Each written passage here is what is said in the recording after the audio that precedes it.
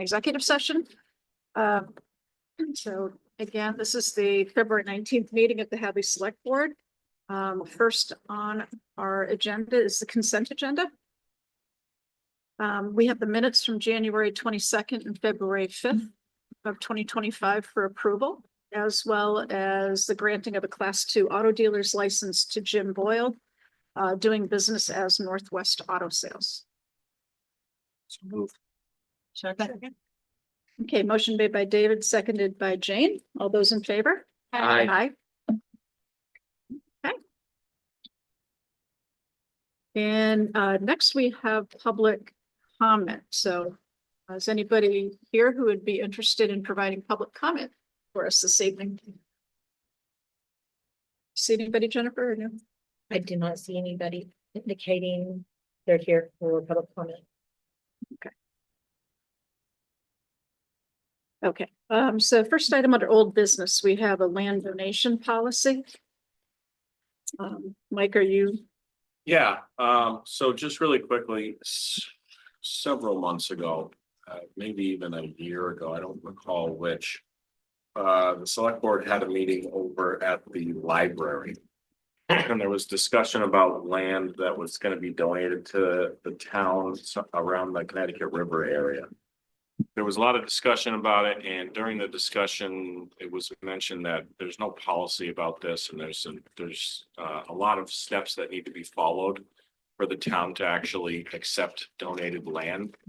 And Carolyn had it on her list of items to kind of look into, and I picked it up when I came in and got opinions from other communities who have policies like this. I also consulted with our collector and the assessor and the treasurer at the time to kind of add to the policy and make sure that we didn't miss anything. And so this is your first viewing of this, just for you to take it under advisement and then potentially put it on a future meeting to accept this as a policy for land donations. Jennifer and I are also currently working on a land purchase policy. There are a lot of different concepts that go into a land purchase policy that are much different from simply accepting donated land. And so we just felt like with some of those differences, it didn't make a lot of sense to combine them into the same policy. So you'll see that one on a future agenda. This one is just for your review. And again, these are simply steps that this board and future boards should follow when someone offers to donate land. I think that's useful. And taking it back to the master plan, I think is So, correct. yeah, so Susan actually, I think, was the one that recommended that, you know, we should be following steps like this. I don't know if she specifically mentioned that we should have a policy, but it just kind of makes sense. Anyone have any questions for Mike tonight? I just had one comment for the donation process. It says that these items, you know, deed and all that must be accompanied with the request for the land donation. Can we add something in there that the requirements can be waived by a vote of the select board? And the reason I say that is because there may be something that's very advantageous for the town to accept as a donation that in some cases people can't afford to go through this process. So I just want to make sure we have a little bit of flexibility for to take the gift. Got it. Yeah, Yeah, that makes sense. Yep. Okay, so as Mike said, then this is just really the first reading, and Yep. everybody comfortable with this coming back? Yes. Okay, I'll make those changes and we'll have it on for the next thank you. meeting. Thank you. Okay, under new business, we have item 6.1, and I think that's probably what most of our guests are here for this evening. So tonight we're going to hear from the DPW Building Committee and their recommendations relative to new DPW building. So.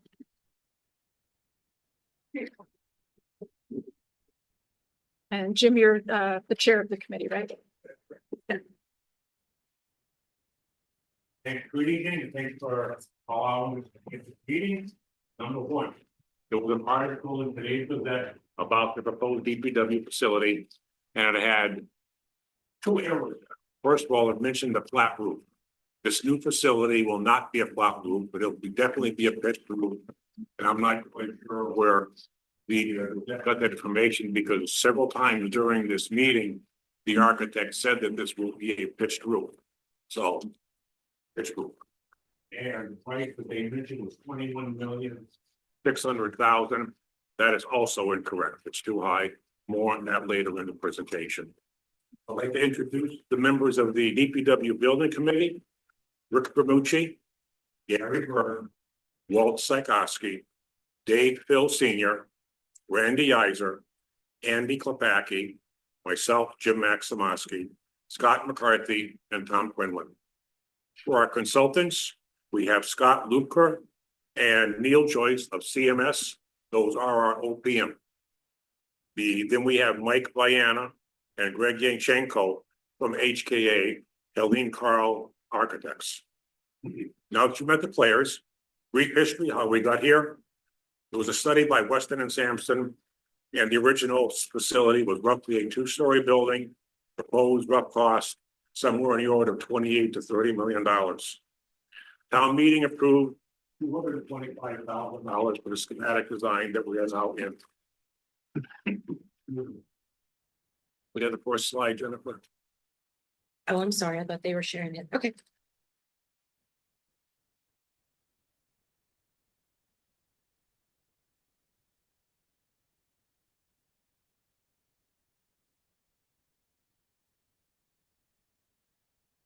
Okay, could we go to the plot plan? The second slide. Yep, I'm just trying to make it big enough so everybody can see Okay. it.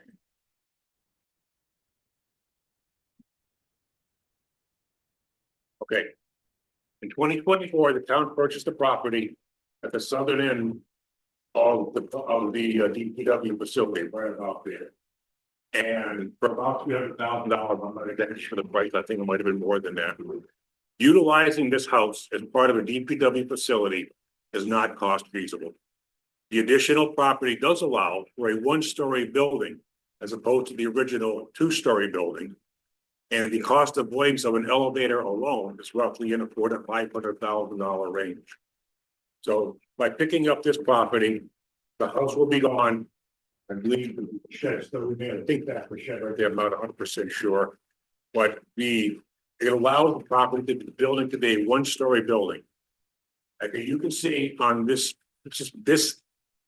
slide, facility faces Middle Street. The existing DPW garage remains. The salt shed has been removed and moved to that location.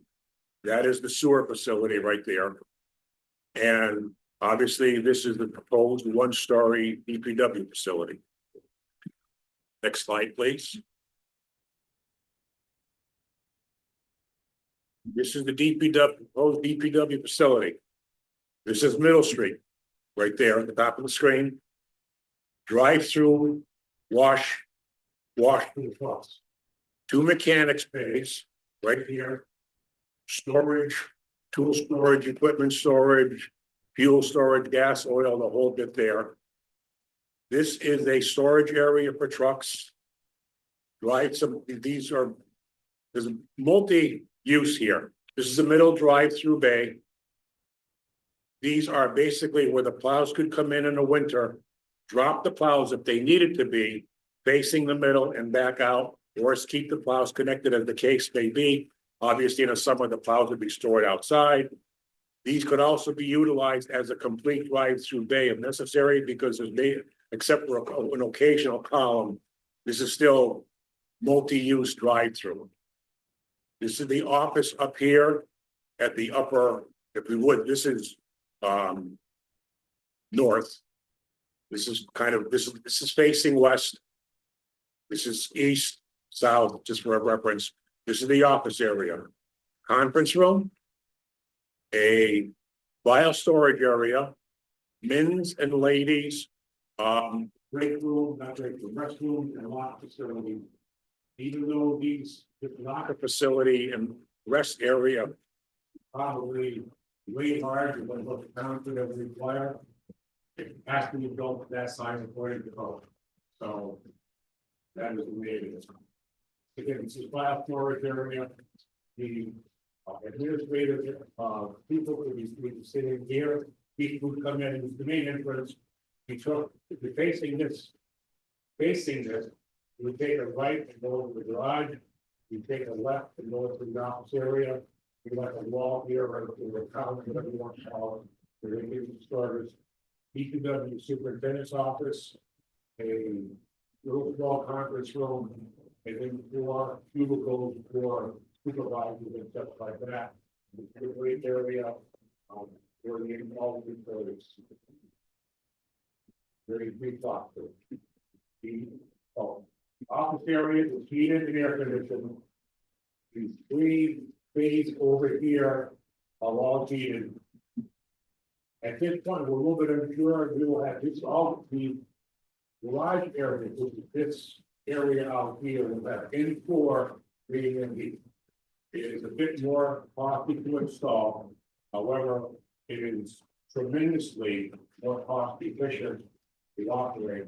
But there's a reading that once you get that concrete, when it's only 55 degrees, they're coming from the floor up and the coast from the top down.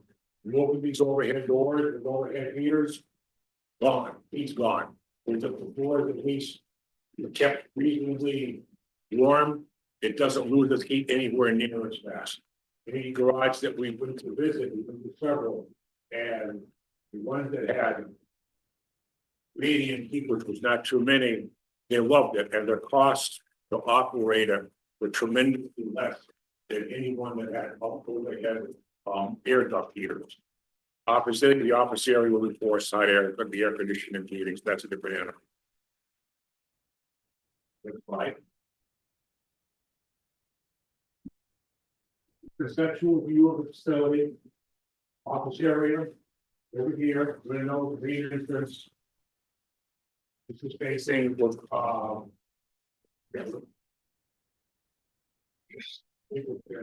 looking at this from, Middle Street, Jim. from Middle Street. The office area over here. And it's got a little bit of a different roof design. It's kind of overhanging over the office area. There's windows here and facilities that have had this design that these architects have worked on.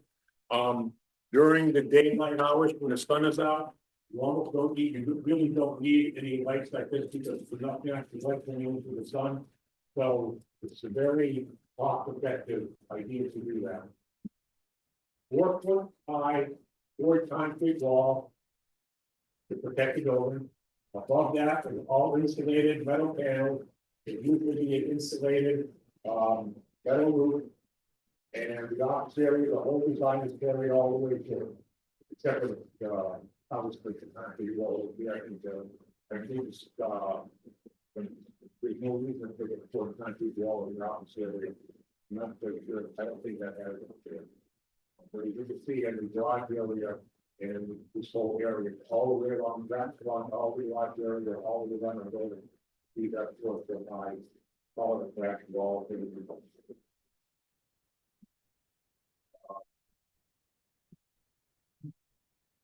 Oh, and I think there's one more view of this, I think. And that's the other view. You can see the windows in the raised area above the office area with the very view. Yeah, but I don't. We'll verify that, but that's a minor detail. Whether it's a concrete wall before the area just metal going to the ground. The town will get a much needed DPW facility.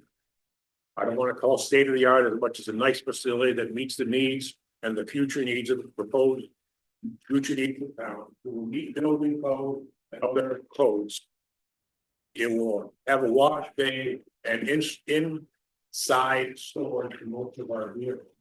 We did ask the architect about the inside, how much light you get by routinely washing big town vehicles like this. And they said that there honestly has been not any good studies done, but just keeping town vehicles inside storage like this during the winter adds 3 to 5 years to the life of any vehicle. I gotta imagine if you wash the salt off, it's gonna be a whole lot better than that.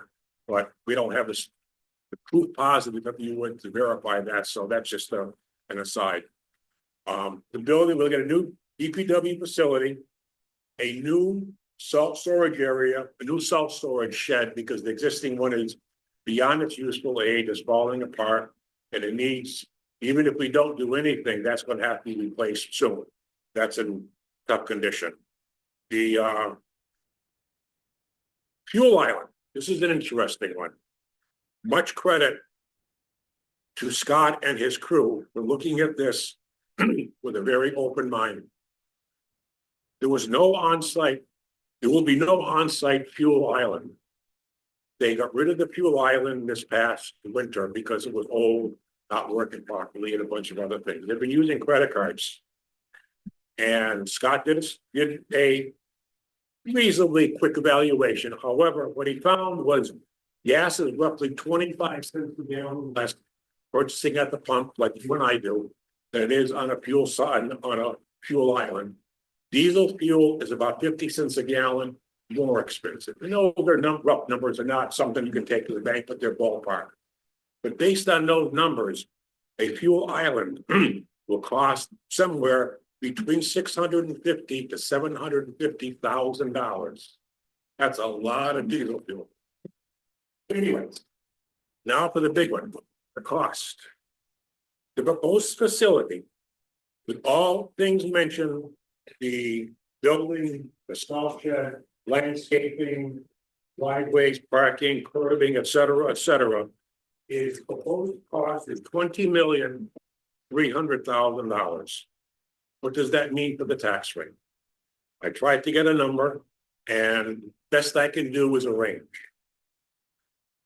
The range on the tax rate would be somewhere, and this depends on interest rates, duration, and a whole bunch of other things that I'm not even qualified to talk about. Somewhere between 92 cents and $1.47 on the tax rate. Based on a $390,000 home, it would range between $90 to $143 additional per quarter on your tax bill.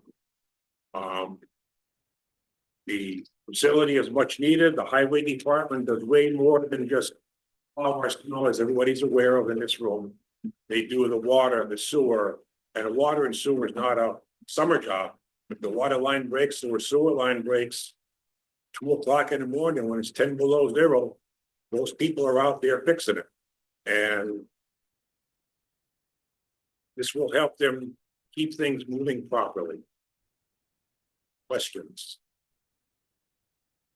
Any questions for me? Does this include a generator for the facility for emergency purposes or no? I believe it does, yes. Yeah, it's at the. Could You you want want to to back up? back up to the? I'm sorry, I thought you were gonna start talking to people, so. Yeah. I'm sorry, I'm losing my connection here, though. So before the meeting goes down, I'm gonna transfer. Anyway, that's okay, Jennifer. But the generator would be on the southern end of the building, because we were able to not put the fuel island out where the original fuel island could go if it ever went there. Then they were able to move everything down to the southern end, which makes the northern end view of the building a bit cleaner. But that's the only reason it's there, just to keep it clean. But there is a generator, transformers, a whole other bit. You want me to pull it up? No, that's okay. Okay. I'm sorry, my connection That's is fine. weak, so. No, Martha, if you want to put this on the annual town meeting, we will plan on having all kinds of publicity in the town garage, DPW facility, proposing this, and whatever else it will take to get people to the town to jump on board with this and get creative with it. I think you had an open house at the DPW, and people I talked to that went had never been there. And when they went, they recognized the need, so I would encourage having at least 1 or 2 more open houses. Absolutely, we plan on filling in what we presently have. I believe it's 1 bathroom in the entire facility.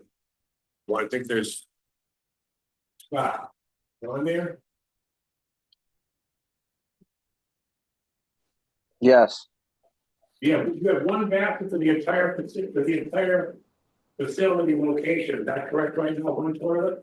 Well, I'll call it 1.5 facilities. How's that work? Because they got 12 a year, I think. Yeah. One sink, and it's all, the break room is, you would call it break of the refrigerator and all. It's not good. Is there talk still about, the state coming up with money for municipal buildings that this might be applicable? Yeah, unfortunately, still just talking. We just talk. Yeah. So can I just ask a question about the, I'm gonna call it the, I guess, the administrative side of the building? Yes. I mean, it makes all the sense in the world that we protect the equipment, right? I mean, we know that that's been a problem for decades at this point. You know, we're throwing good money after bad by not taking care of all the new equipment that we've purchased. At one point in time, there was just some conversation about whether or not the administrative team actually had to be on site, or if it's possible that maybe they could be located elsewhere. I know from a supervision standpoint, that might not be ideal for the DPW director, but I would imagine that wing of this building is also pretty big expense. So I don't know, when you were talking about it, what ideas did you have? Well, I mean, Scott would be a much better one to answer that one. However, let's assume you could move the receptionist or the administrative staff offsite. Mhm. Okay, you could probably move 2 or 3 offices offsite, but that's about it. You're still gonna need the Minden ladies, restrooms and locker facilities. You're still gonna need an office on site for Scott or whoever the superintendent may be, and for the foreman. You're not gonna want all these files located someplace else, so that if anybody in the highway department has a sewer question or water department, they're gonna have to run the town hall to find everything. That's just not cost effective. You're gonna have to kind of a meeting and break room. So yeah, you could probably take out maybe 300 square feet. This office area is roughly 5,200 square feet. You probably could take out, I want to take a real wild guess, 300 or 400 square feet. You're not going to save much, and you're probably going to cause a whole lot of inconvenience, because now somebody's going to want to come to the highway garage and see something. They're going to come to this location. Now they're going to have to go to this location. They want to see Scott. They want to see this. Scott's down here. I'm up here. It's going to be, it's not impossible, but it's going to be very inefficient for the operation. Well, and what we found from this building is even taking off 1,000 square feet, you don't save hardly any money at all, because you still have all of the outside, you have all of the heating and everything else. Yeah. It's just There- the amount of there's gonna be- building materials. The committee nitpicked this facility a lot. And like, in the main, responsible for the drive-through bay in there. And they had a rough cost of so many dollars per square foot. And if you took out that drive-through bay, from a pure mathematical point of view, you could save almost $500,000 by square footage. However, when you look at it, you're taking out 2,300 square feet of concrete and 2,300 square feet of roof and virtually nothing else, because there's nothing there. The actual savings would be in the order of, excuse me, $150,000. Yeah. As opposed to big bucks. Like if you go to eliminate, we already took out 1 mechanics bay. We originally wanted to have 3 mechanics bays. Mechanics bays are pricey. They're heated. They've got the overhead crane. They got the lift. They have this. They have that. The mechanics need a good place to work, to fix the vehicles. The same thing with the drive-through wash bay. That's a relatively expensive item. But those things in the long run can save tremendous amount of equipment by simply, you wash your car, you wash your truck at home, whatever you want to call it during the winter. You don't let the salt, most people don't let the salt accumulate all winter long on it. They want to keep it clean because salt, as we all know, is rough on metal. And what are all these trucks? They're not fiberglass. I mean, there is some fiberglass out, don't get me wrong, but most of these trucks, they're heavy duty metal. People made, look at what they do. So if you wanna wash them, keep them clean, right now, they wash them outside. Excuse me, when they can, sooner or later, we all know the state, whoever the federal's gonna come down and say, you gotta stop washing these vehicles outside. It's gonna be done inside, or you get the law, you get the salt, you change whatever you're washing off. And that's what they're trying to do here, is be environmental directed as well. And get ahead of the curve on that one, because if we don't do it now, they'll come in 5, 10 years, whatever, and make us do it, and then it's gonna double or triple the cost of what it would cost to do it now. Correct. Excuse me, Jim, may I make a comment? This is Greg Yanchenko. I'm the architect working on the project. Sure. Yes, so just to confirm what Jim is talking about washing, it's not going to come 10 years down the road or something. Right now, the law requires, it's about 5 years ago, that the law requires that trucks be washed inside, and then any oil or grease or anything that comes off has to be go through either an oil water separator or into a tight tank. So it is a regulation now that trucks need to be washed and the water contained and stuff. So it's not even an issue of whether you can do it 10 years from now. So that is one of the reasons a wash bay is required for this project.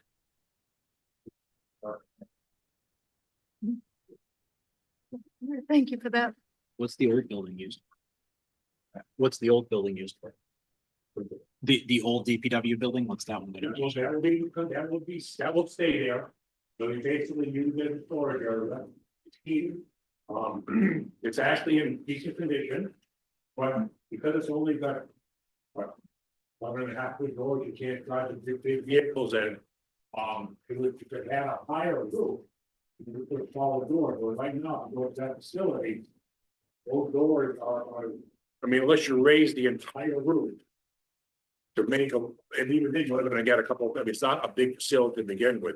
So that will be retained as a, well, basically maintenance area for like, lawn boards and stuff for the maintenance area is, and a storage area for whatever will fit in there, which will be, you know, some of the dump trucks, the pickup trucks, and, you know, stuff like that. It's still a very good condition facility. There's not much wrong with it. It makes it not necessary to make this bigger.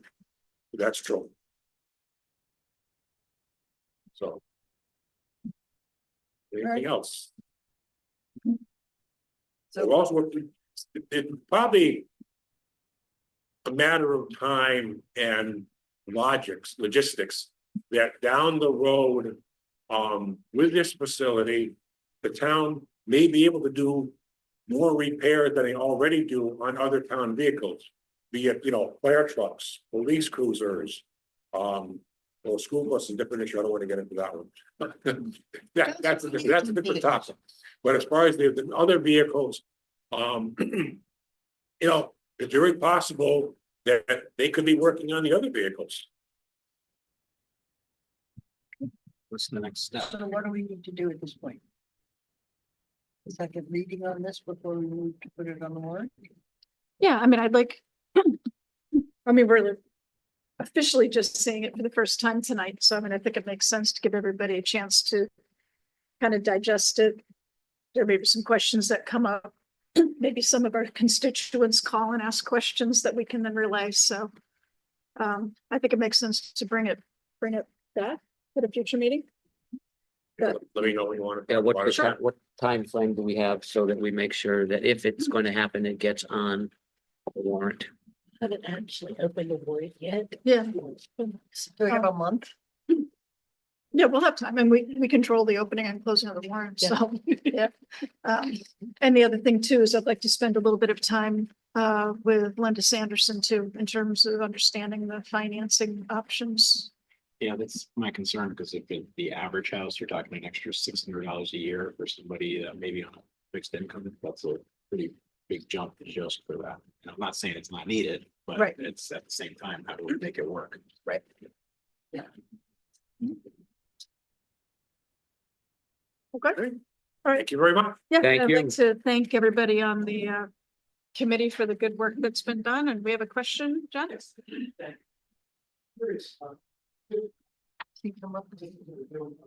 sorry, could you mind coming up, John?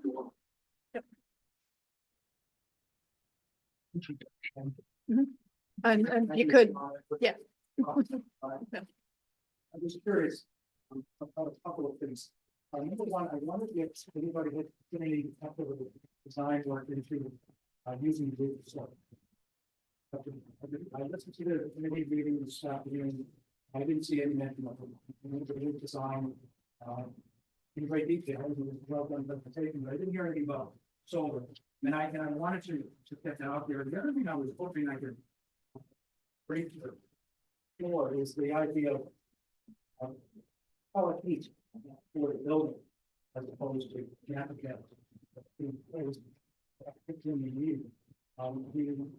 There's a program called MVP, which I'm wondering whether the architect is aware of. That will pay 90% of the cost to install a color filter.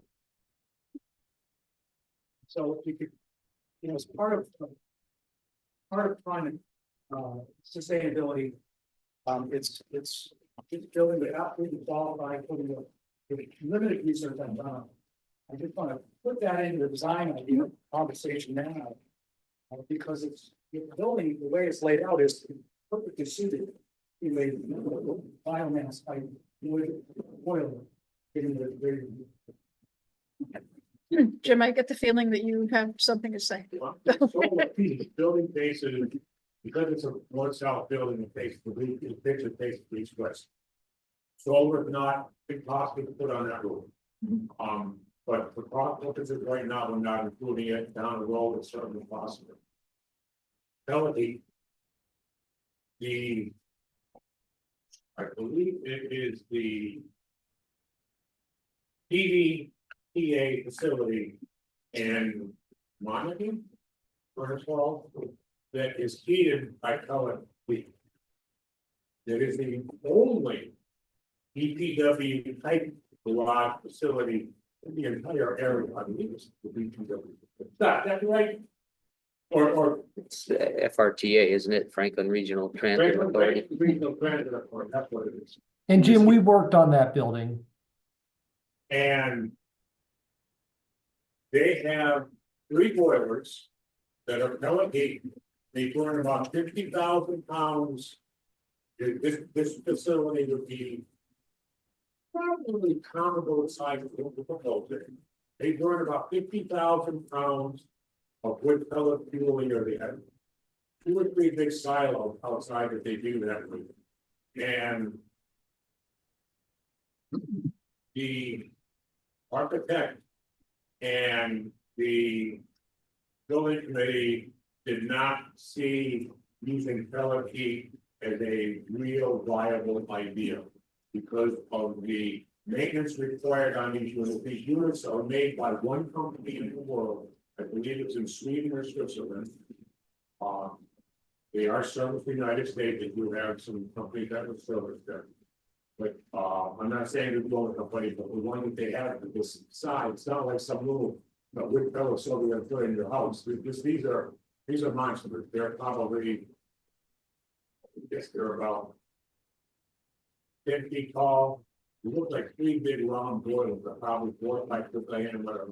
They got the boiler, they got the ashtray and stuff around. A lot of that we try to do conveyors and tubing and stuff like that. Very nice facility. Don't get me wrong. They do a good job. The company, the Regional Transit Authority is very pleased with them. They like them. But most, I would say the architect that we had, they said, you want to use pellet heat, we will design it accordingly. But they're expensive to install. Several times more expensive than a gas or oil fired boiler. We just, the building committee, with the architects input, just didn't think that pellet heat is the most best thing for our town. So my question to John is, do you see this as an addition to the radiant heat in the floor? Radiant heat report is just fueled by any gas, oil. The reading heat the floor is basically tubing. Right, it's preheated, I understand. I understand. Whatever you heat the water is, electric, oil, gas, wood, I mean, solar, whatever would heat the water to go. And so if 90% of the cost of this system would be, Municipal vulnerability response, preparedness. grant. so 90% of that would be reimbursed or whatever. Sounds like you might at least look at it as an alternative, because 90% is 90%. And even though it's more expensive than traditional, it might be a lot cheaper if we did that comparison. I think we should look at it, if nothing else. So it's good to know what the options are. You know, Thank you. Thanks, Jack. yeah, is there any more questions for the committee while they're here? Thank you, Otherwise, committee. keep your phone on.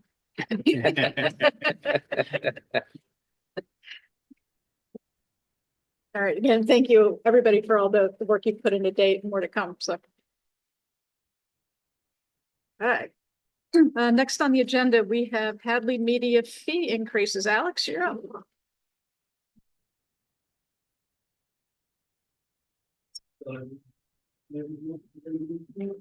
Great. Thank you for having me tonight to discuss this. And some of them are fees that go up from $0 to right after the schedule. And then another one is to try to bring in more funding for our sport program, program. So we can make some more expansion to that. Couple reasons for this, for the topic for meetings, right? But daily we had a request that pretty much we get three copies of content. And then another I give them early training for the department is to give you all the work coming up with more ways to create support for student athletes. And giving a very, very great. When they go to the curriculum, they have something for that. So it'd be a big revenue, would be a big return on investment for these student athletes to get scholarships. But I think everybody just got a college. Alex, can you make sure your microphone's working? I just got a text that it's not coming in all of a sudden. Nick.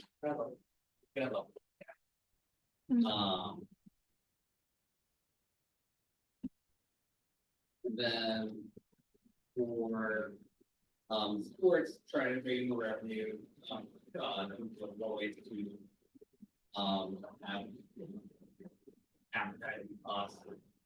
But we can bring it over for not only sport, but as well. But we can continue doing what we're doing.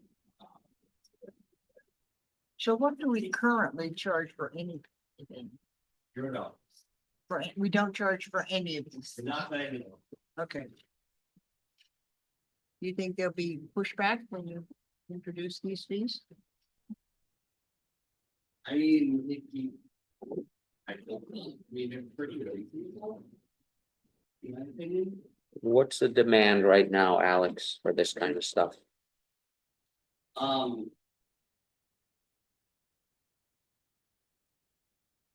Like if there's only a couple of times from for requesting requesting more copies of our content, and then those real something we put to bring on. Question for you. So for sports, under one of the two attachments here, for sports, it says all goes to Hadley Media Enhancement Fund. Is that what is that? Because I don't think we have an enhancement. Yeah, we don't have enough. It'd be created. But under the definition, we might have looked towards media which is very important to every have to be kind of another portion of one we transfer to we have the and positions to in the future.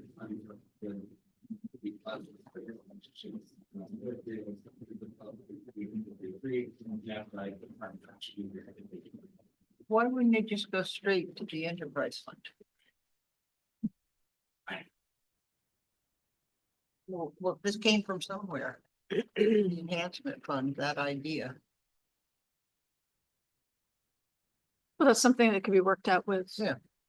Linda and the accountant, right? I mean, you don't care where it goes, it's just how they meet it. Yeah. The only reason I ask is because an enterprise fund can stay there forever, of course, these other funds that have money at the end of the year might get swept into free cash. So I don't think that's what you want to do, so. No, I think we're lucky, one, Right. so that money doesn't go. We can use it.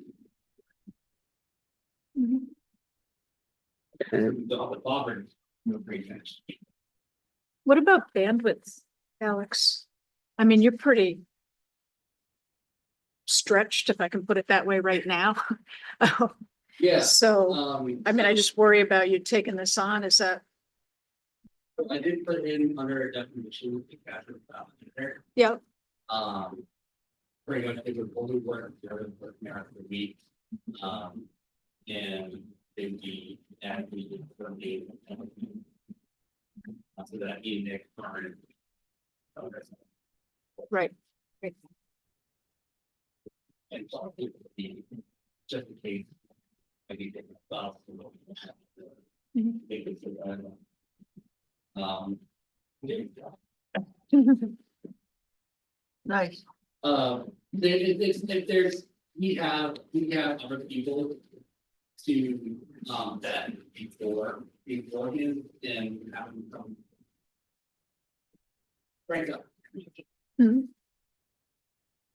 So one of the things that I remember from years ago was that the public access TV in Amherst was training people to be able to borrow the equipment and go out and do these things and for games or sport events or things that were not town sponsored events. Do we have any provision to do that here? We could, but I thought I tried to look for all of this to be really hard. Oh, well, there's the answer. Nice. But it's even hard to get to.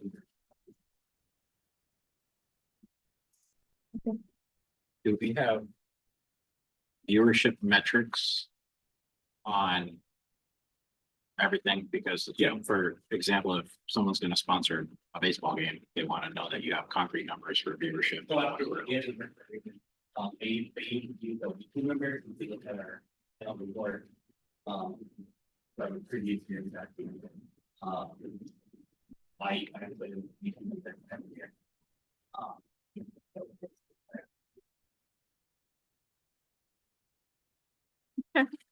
Are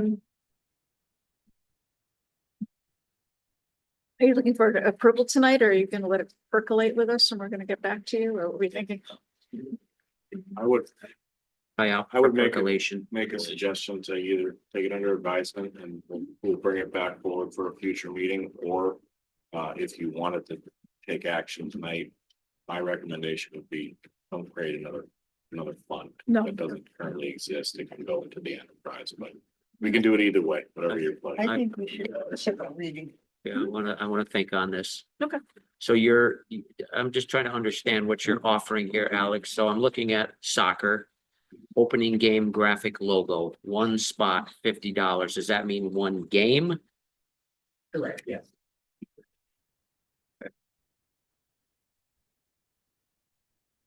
I understand that. Okay, so how Thank about you. we get back to Alex with any additional questions that come up, and then we can get it on another agenda. Okay, Thank thanks, you. Alex. And I think you can stay right there. Because next on the agenda, Amy's coming up for town fiber optic.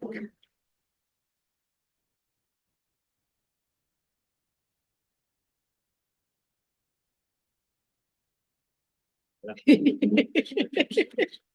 stuck with me, Kirby. Hi.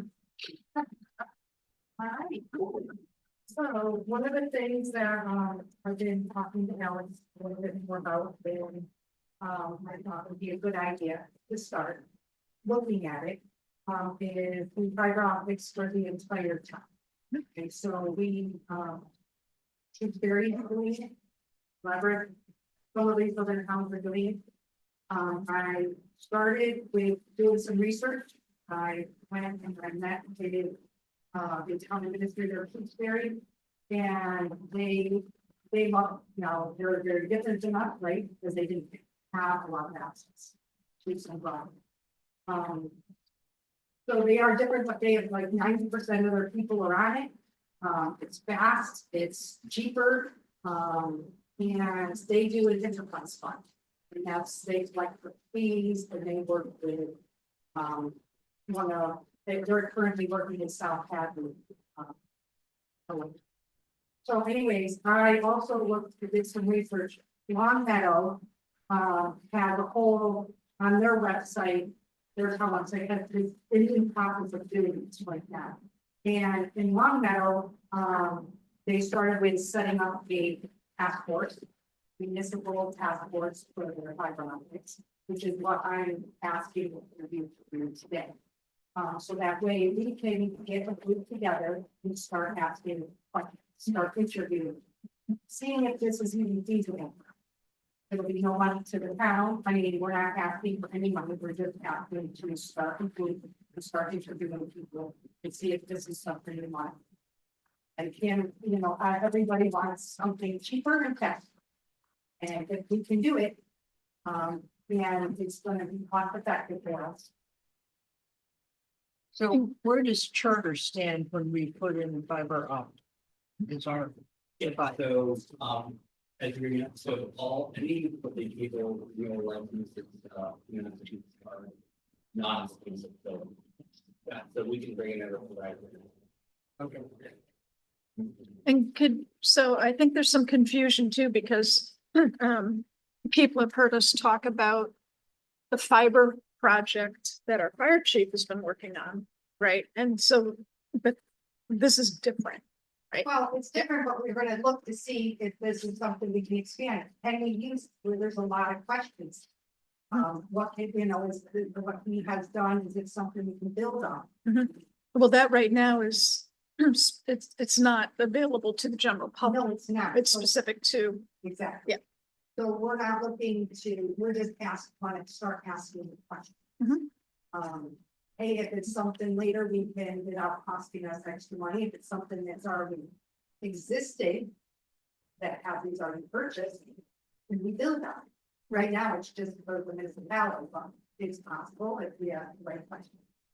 So in your initial research, what for Shrewsbury, for example, what's their average household cost and how much did their project cost? They're spread out, but they're smaller. Yeah, they were $2 million for theirs, and I think theirs was similar, the cost was very similar to what Wick City, which is Westfield's gas and electric charge. They do gas, Wick City does 1 gigabyte. I'm here for the mountain, the Alex here for all. And they charge their residential people $70 per month, and the businesses $85 per month. And would this go into the enterprise fund or Yeah. somewhere else? No, it would then go, it looks like how they do it is they put it into the enterprise.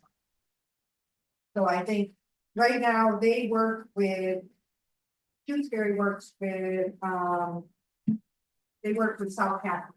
So in this research that I've done, it looks to me like there was 4 different ones that Shrewsbury, that Long Meadow intervened. There was Wick City, which is Westfield Gas and Electric.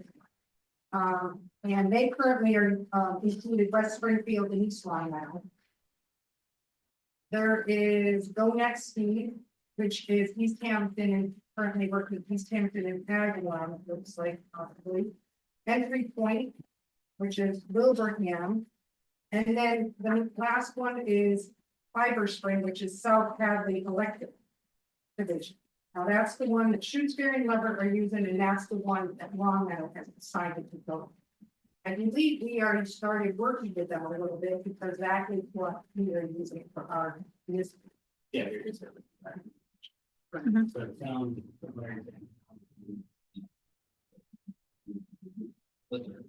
But now how did you? Of the internet. Yes, so the town would be responsible to put the fiber up. And then we would find a provider. Obviously, we do that ahead of time, but we would find a provider and then put the infrastructure in. And when it comes down to they only charge you like a fee per subscriber. Say that again? So when you get a provider and say. We have subscribers, we have a new subscriber for the new fiber. They would take a certain amount per subscriber or certain, all that. And then the town would another for the revenue. But that would go to the enterprise fund, not to the town. I would think you would do it through the enterprise fund, but then could you move things to the, yeah, I mean, I think that's down the road because we have to look and see how much is it gonna cost for the infrastructure to begin, how long is it gonna take to get the money back to break even. So, I mean, down the road, part of, what Long Meadow said is one of the things that they're interested in is down the road, another revenue. For them. Because I know with seniors not having cable or dropping out of the cable or dying or whatever's happening, the revenue in the enterprise fund is going down. And in order to maintain Hadley Media, we're gonna need something in the enterprise fund because they can only be operated out of the enterprise. And that would be a hope, that's what we're looking at, but I don't have those, that's not something. I think this is a long project because I think it's gonna be, it can be costly, and I don't know if we need to build up. Like if we could, what I would dream of, if we could start. And we can build off of what, we've done with municipal fiber. Then if we could get businesses started to come in on Route 9, because we did Route 9, and they start paying for it, and they do the build out, and they start paying, but if the line is going down Route 9, the business should pay to take it from the business. The main line. Thank you, I'm sorry. And so the business would pay for that, but yeah, the business would then, it would probably be cheaper, so would they want to, that would be a choice, right? They would look at it, if it worth it to them. And if it is worth it to them, then they would start to put in and start paying this, and grow the enterprise fund. And then we can build more. That was.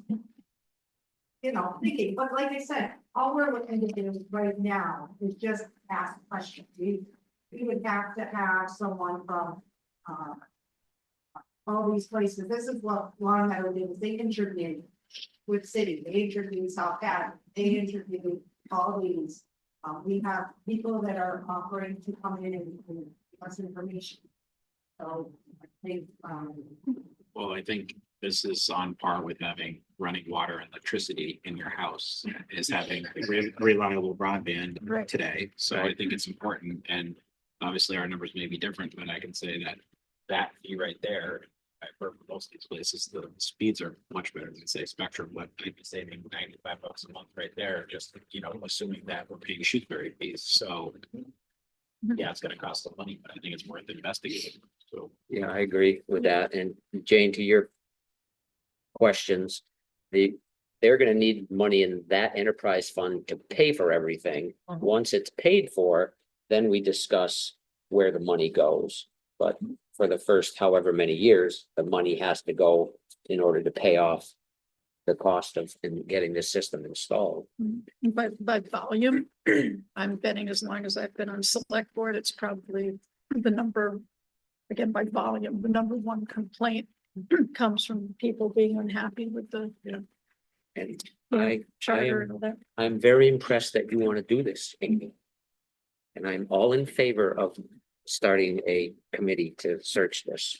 So Would you be looking at like a slow rollout, kind of like roll out and offer as you go, kind of to help pay back?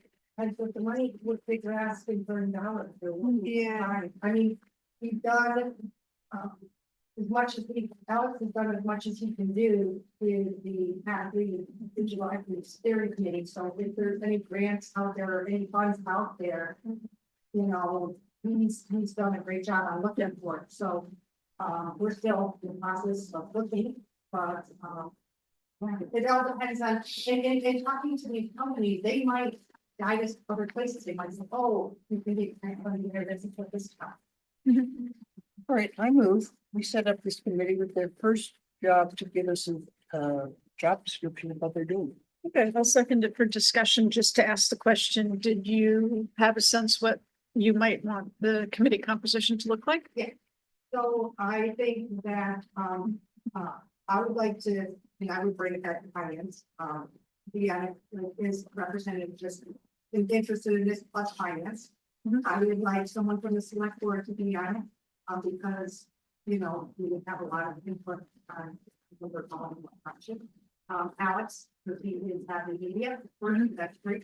And Cindy Lasky is very interested in what we're doing, and I think she would be a great asset when it comes to asking questions about enterprise funds. And things like that, so I thought she would be excellent. And that my state table would be great because he did it, but at the same time, I know he's pretty tapped out because he's got a lot of, so he might just want to. Maybe give us advisory. information sometimes, so maybe not on it, but if you ever wanted to be, it'd be very welcoming, but I would say 7 people. And Okay, so and maybe there's some people in the community that have expertise that we don't. whoever in the community Yeah. would want to be part of it or have some knowledge, but I would keep it somewhat small for them to get once. Yep. Alex, is that something that maybe you could put up on Hadley Media to advertise? Absolutely. Um, And I did want to, in our digital equity plan, they have identified some sort of dark fiber, or at least dark fiber to the public. Under 9, so along with the other grants, and other great opportunities. Plan that's really good. But it's not like we'll be going. Mhm. So the creation need very. Okay. Anything from your end or? No, I think it's great. If you can advertise for it, let us know when you have your 6, or when you have your 5 to 7, whoever you're looking for as far as the names. Put it back on the agenda and vote it through. Okay. So there was a motion made and seconded then? Any further discussion on I was this? gonna say, I'll throw my hat in the ring for select board for the committee when the time comes, if it comes, so. Great, you're in. David? All Even save better. $95 a month. Good for you. Okay, all those in favor? Aye. All right, thank you. There's Thanks, yeah, exciting. thanks very much for that. Okay, next new business item 6.4. We have a job description for finance director / treasurer. You want to tee it up? Yeah, so this is, I don't know how people are gonna look at this, but I think that is kind of an exciting thing. Only because I'm the interim town administrator right now with not a lot of financial experience, and you had a treasurer who was handling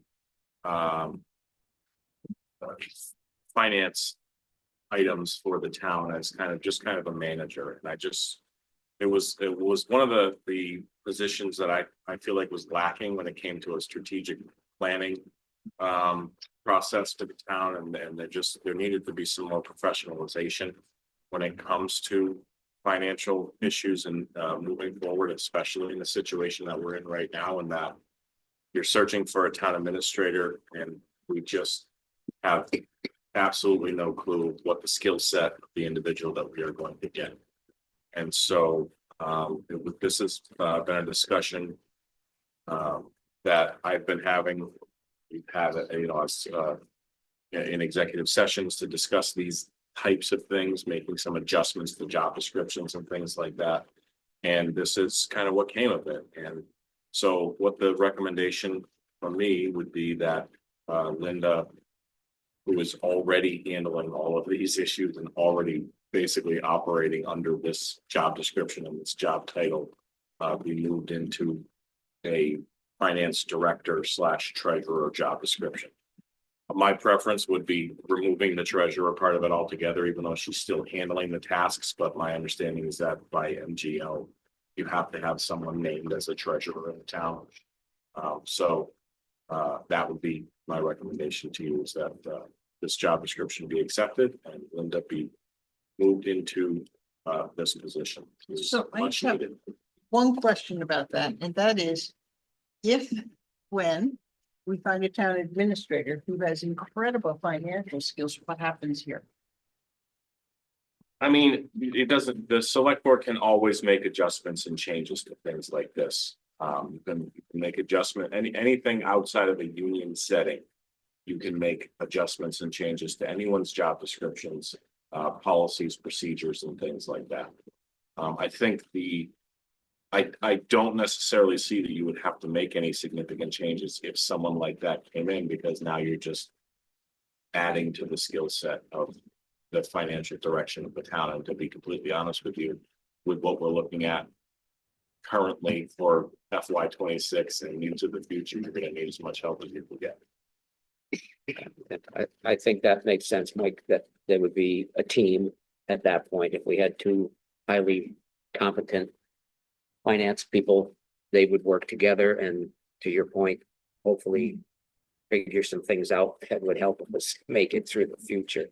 One thing I did leave out is, regardless to your question, Jane, this position does still report to the town administrator, so there is still that hierarchical design to it.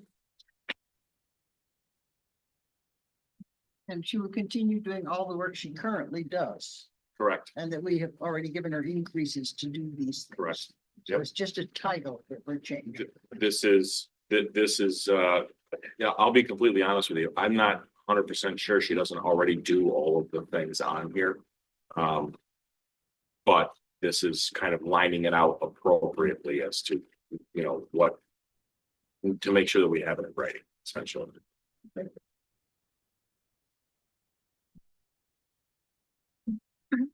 Any questions? Are you looking for action tonight? Are we taking this under advisement? What's the? I think that we've kind of had enough discussion on it, and I hope everybody's had enough time to review it. It's completely up to you. I would love to get this through. The HR director and I have bounced this around and done multiple edits to this document with a lot of input from both Linda, town council, and we worked a little bit with Molly on this. So I would respectfully request that if you don't see anything glaring, we move it through tonight to get this, just to get it done, but it's completely up to you. I'll make a motion that we approve the final revision of the finance director treasurer job description as presented. Second. Okay, motion made by Amy, seconded by David. All those in favor? Aye. Aye. Thank you. Okay, item 6.5, employee appointments, resignations. There's one here from Sergeant Clerk. Yeah, unfortunately, Dan is going back to his home department. Dan lives much closer to where he started his full-time career, in where it's closer to his family, closer to his kids. And they had an opening over there. They have a spot for him, and it is sad for us and for him as well that he will be leaving us. And like I said, going kind of back to where he started, back to his roots. What, Second. Okay, motion made by Jane to accept the resignation, seconded by Amy. All those in favor? question, Oh, where does that leave us? Where does that leave us with him leaving? second. So we, it gives us a vacancy of one, and it gives us a vacancy of a supervisory position. We won't fill the supervisory position until we actually fill the human officer position. So we will be down one. We posted already to try to find a replacement. My concern is that we do actually have another officer who's currently in the state police process, so it could leave us down by two. our hope is that with the current posting, we can get a large enough list of individuals that if and when the other officer leaves, we can backfill both spots without much delay. Thank you. Okay, motion made and seconded. All those in favor? Aye. Thank you. You. Okay, item 6.6 is very official business. It's an order of taking for their place. Excuse me, this is the final step from the special town meeting warrant article to accept Dare Place as a public way. There is a very official motion that does need to be read and is posted there for y'all. And then I'll ask you to sign the documents in front of the camera. You're good at reading motions. I am. All right. I hereby move that the select board acquire by eminent domain for municipal purposes, more specifically to complete the layout and acceptance of Adair Place as a public way as authorized pursuant to Article 15 of the November 14th, 2024 session of the Town of Hadley Special Town Meeting, and further authorize the chair, Molly Keegan, to execute and enter into any and all documents necessary to effectuate the acquisition of said property. 1, a permanent easement for all purposes for which public ways are used in the town of Hadley, including the installation and maintenance of utilities over, in, under, through, and upon that parcel of land depicted as Acrebrook Drive, known as Adair Place, shown on a plan of land entitled Acrebrook Drive Definitive Subdivision Plan of Land in Hadley, Massachusetts, prepared for DJ Development Corp. Scale 1 inch equals 60 feet. Dated April 6, 2006, last revised September 22nd, 2006, prepared by the Berkshire Design Corp. The Berkshire Design Group and Harold L. Eaton and Associates Incorporated, and recorded with the Hampshire County Registry of Deeds in Plan Book 214, page 111, the plan. 112. I'm sorry, 112, the plan. 2, a permanent easement for drainage purposes in the parcel of land depicted as lot 6 as 25 feet wide drainage easement on the plan. 3, a permanent easement for maintenance of the water main in that parcel of land depicted on lot 10 as water line easement in favor of the town of Hadley on the plan. 4, a permanent easement and those parcels of land depicted on lot 1 through lot 10 as 10-foot wide utility easements on the plan for purposes of maintaining therein any utilities, including but not limited to electric, water, and communications. And further, the select board award no damages for said eminent domain taking. Second. Motion made by Amy, seconded by Randy. Any further discussion? All right, all those in favor? Aye. The wrap on Adair Place. Yes, if you could all sign in front of the camera as we continue on the meeting. Oh, right. And you have a picture of all of them. Thank you. Okay, so while we're getting ready to do the signing, we can move on to the town administrator's report. Yeah, okay, town administrator's report, on the first portion of the document, the only change is the classification and compensation and succession. The surveys have been completed, they were sent off to staff, and we are collecting responses right now. Under procurement, Russell School Reuse, that one I pinged Jake today, just to remind him he has been out of the office for several weeks. So I reminded him again today that we're looking for that report. He did say January or February, so it's not late by any stretch, but we're just trying to stay on top of it. No change in the town hall project. That one obviously is going to depend on whether or not we have money to whether or not we want to engage in a project like that. We did add 2 really, I don't want to say small procurement issues, but 2 additional procurement issues that Jennifer is working on right now: cemetery mowing and the town hall HVAC that we are currently working on. The levy rehab, unfortunately, Rich got whatever that illness was that was going around last week, so he had to bail out on our meeting that we had set for yesterday. We have rescheduled already for next week. I did put in an application for some disaster relief funding through the USDA. They apparently had about 40 or $50 million for disaster relief. It was very specific. I don't know if it will be accepted, but I figured let's give it a try. Unfortunately, the community one-stop grant was the kind of a second chance grant that I was going to apply for. However, we are already moving to apply for that grant for DPW funding that we really need. And so we would essentially be applying against ourselves. So we'll probably have to skip that one this time around. But both of those projects here, both of those are going to be going forward, and we'll see what we get.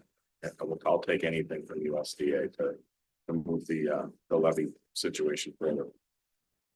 Jumping down to library roof, the only alteration on the rest of this page is that we have collected the majority of the contracts and some of the alterations, the change order documentation, all that's been sent off to our town council, and by the end of this week, hopefully we should be getting access to other electronic documentation from our OPM, and we will pull that and also send that off to be reviewed by council.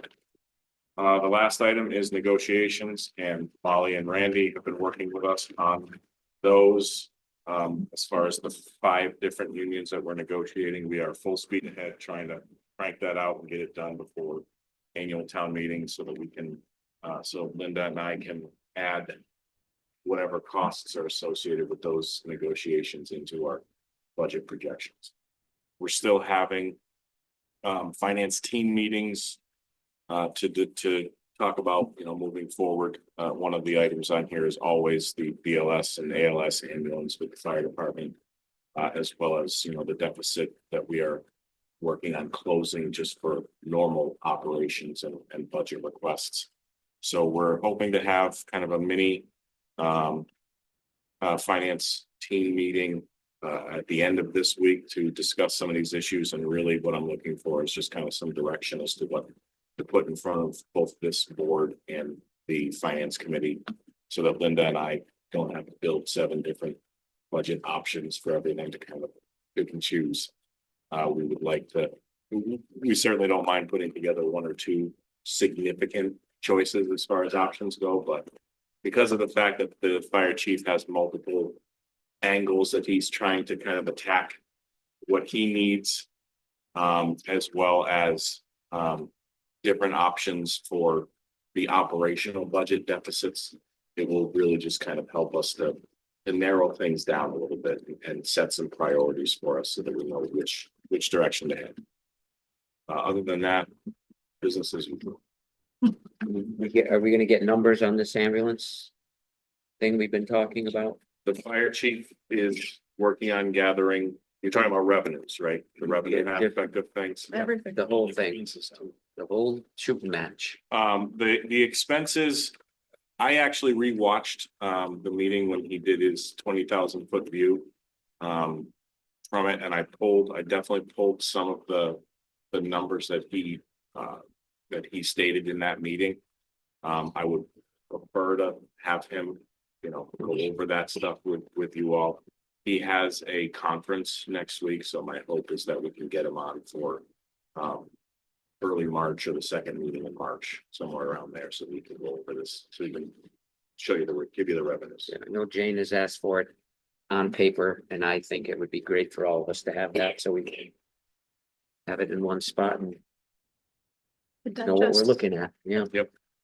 David, was that? No, I was gonna ask about the DPW positions. That's been up there for a while. Are we not getting applications for it? Because it says interviews. He's there. No, I was actually looking for Lauren I to see think if she was on. She may have popped popped off. Yeah. I will double check with Lauren to see if there's active applications coming in, but I do know that's been kind of at a standstill for a while. We've been having trouble getting good applicants for those jobs. It's almost mowing season. I know. Yeah. I know. But we definitely need somebody to start fixing machines. We need that other mechanic too. Yeah. So. Okay, thank you. So, final two items, any liaison reports or announcements tonight? I will commend the police department and the DPW for the emails that were sent into the town, talking about what good service they both provide. I can back up the DPW. I have an employee who comes from Ludlow. The other morning when it was snowing, he said, I come through Ludlow, Granby, South Hadley, and everybody's roads get a C or a D. Hadley gets a A- or a B+. So doing a good job cleaning, keeping the roads clean, even with this mess we just got. Oh, indeed. Yeah, we had about 7 different types of precipitation over the course of the 24-hour period. Yeah. That's just sent me a ring video of my son taking a header in the driveway, so Oh. Hadley's doing much better than we are on my homestead. And the hierarchy at the police department seems to be doing a good job Yeah. training the officers how to deal with people, which is a huge skill. So I commend you for that. Thank you, sir. Appreciate it. It's nice to get those Yes. very acknowledgements. nice to see that. Anybody else have any announcements or anything to report? Okay, so do have a reminder. We're looking for nominations for the annual report dedication. And then the Fred Oakley Award as well. Is there another one? Just, That's it. Y'all normally have more than one person that the report's dedicated to. Yep. But just the one. They could email me, or if they want to email y'all and y'all forward it to me. okay. Will do. And then the other thing I wanted to do was on behalf of the board express condolences to the family of Joseph Fye Senior, who passed a couple of weeks back. So. And I think that is it. Yeah, okay. Entertain a motion. So moved. Second. Bye. What's your motion? I expected you to be more complete. All right, motion made by Randy, seconded by Amy. All those in favor? I. Aye. Great. Have a good night, everybody. Good night. We're leaving. We